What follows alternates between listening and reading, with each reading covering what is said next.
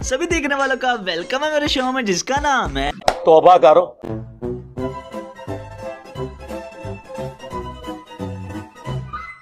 चलो भाई देखो अब मैं क्या करता हूँ। खानकाह में एक बापर्दा खातून अपने मुन्ने की लाश चादर में लिपटाए सीने से चिमटाए जारो कितार रो रही थी। इतने में एक मदनी मुन्ना दौड़ता हुआ आता है।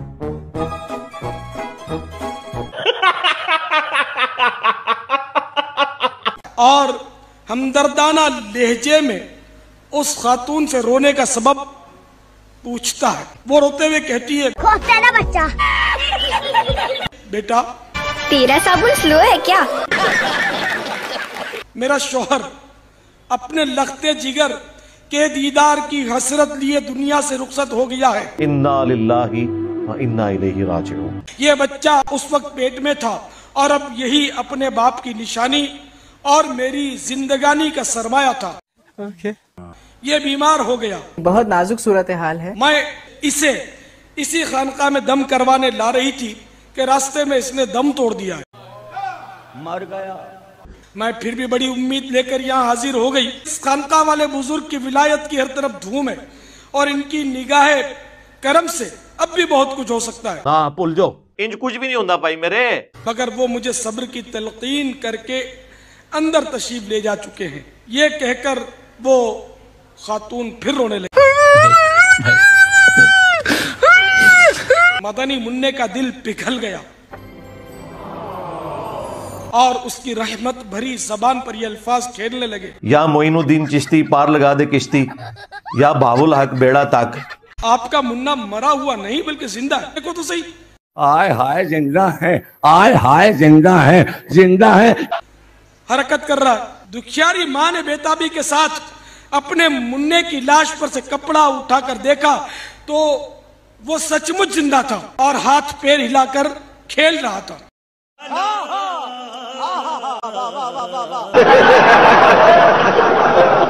इतने में खानका वाले बुजुर्ग अंदर से वापस तशरीफ लाए। बच्चे को जिंदा देखकर सारी बात समझ गए। समझ रहे हैं ना? समझ रहे हैं ना? ये वो किया उन्होंने। और लाठी उठाकर ये कहते हुए मदनी मुन्ने की तरफ लपके कि तूने अभी से तकदीर खुदाबंदी के सरबस्ता राज खोलने शुरू कर दिए। मदनी मुन्ना वहां से भाग खड़ा हुआ।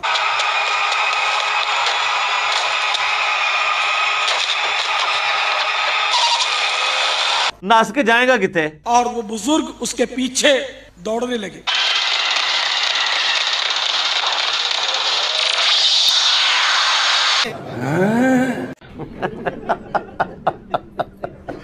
मदनी मुन्ना यकायक कब्रिस्तान की तरफ मुड़ा और बुलंद आवाज से पुकारने लगा, ए कब्र वालों। बाजी मेरे चेहरे पे दाने निकलते हैं, ठीक कर दो। बेटा ये कब्र है, यहाँ हर तरफ मिट्टी है। मैं कौन सा ब्यूटी पार्लर खोल के बैठा हूँ, चल दफा हो।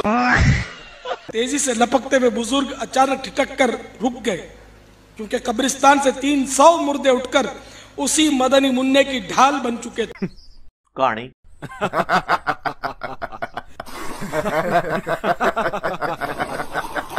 और वो मदनी मुन्ना दूर खड़ा अपना चांद सा चेहरा चमकाता मुस्कुरा रहा था। उस बड़ा हरामी हो बेटा।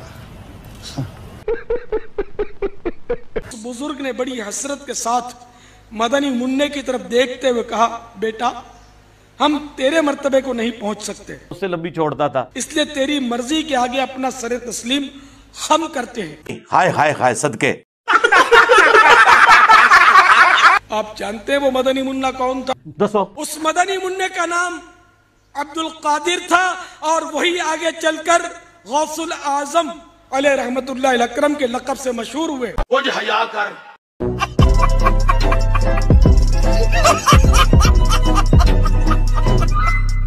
हजरत महबूब इलाही के पास एक गरीब आदमी आया और उसने कहा, हुजूर मैं जरूरतमंद हूँ और मेरी बच्ची की शादी है, आप मेरे लिए कुछ इंतजाम फरमा दे।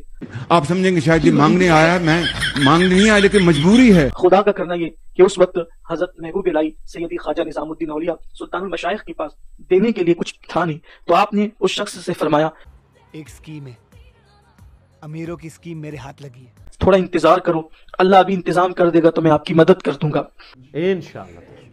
वो रुका, फिर कुछ देर गुजरी, फिर आया, फिर आपने फरमाया, फिर से आ गए रे बाबा, इधर जहर खाने का पैसा नहीं है, तू जा रे जा। यार तू कुछ सोच। अभी इंतजाम नहीं हुआ, कुछ देर इंतजार करो, इंशाल्लाह अल्लाह इंतजाम कर देगा तो मैं तुम्हारी मदद कर दूंगा।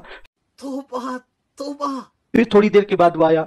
ऐसे में जो है वो शाम करीब हो गई, तो उस शख्स ने कहा अच्छा अब तो जाना है, शाम करीब हो गई है, मुझे अपने घर भी लौटना है। तो हजरत महबूब इलाही ख्वाजा निजामुद्दीन औलिया ने फरमाया जाओ दफा हो।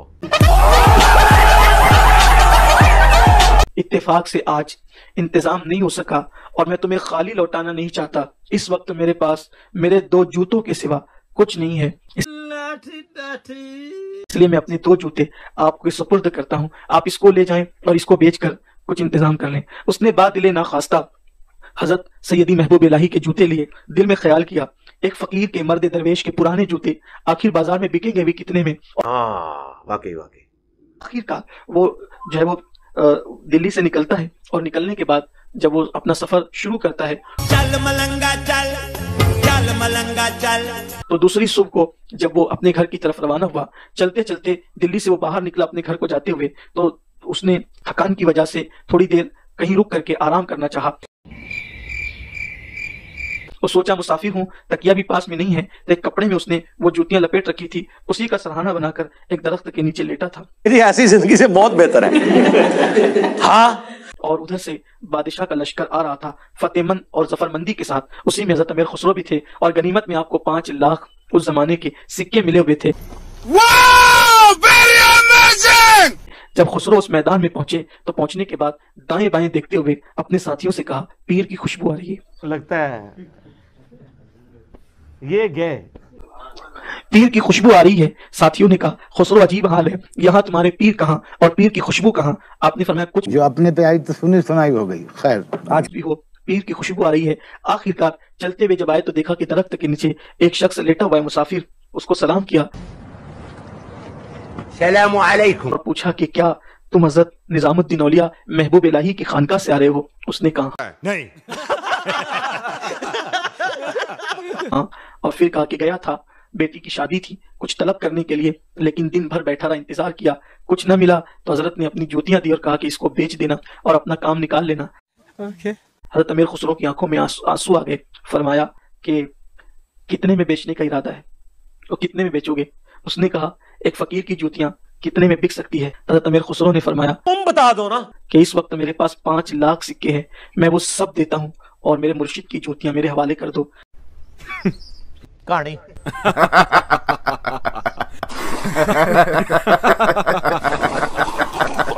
काश कि मेरे पास और रकम होती तो मैं और दे देता, इसलिए कि ये जूतियां इतनी अनमोल है कि जान देकर भी ली जाए तो सस्ती होगी। ना ना ना ना ना ना बोलो। और 5 लाख सिक्के देकर अपने मुर्शिद की जूतियां ली, सर पे रखा और खानका में तशरीफ लाए। जब खानका में आ रहे थे तो सरकार महबूब इलाही फरमा रहे थे चौक के नुबार छोड़ दो, यार की खुशबू आ रही। और फिर उसके बाद जब खुसरो आए और मुर्शिद के कदमों में जूतियां रखी तो सरकार महबूब इलाही ने पूछा अंदर दी गाल गाल विच कोई और है। खुसरो कितने में खरीदा? अर्ज की हुजूर 5 लाख में, लेकिन सस्ती खरीद लाया हूँ, इसलिए कि अगर जान और दिल कुर्बान करके भी ये नेमत मिलती तो सस्ती थी। कहानी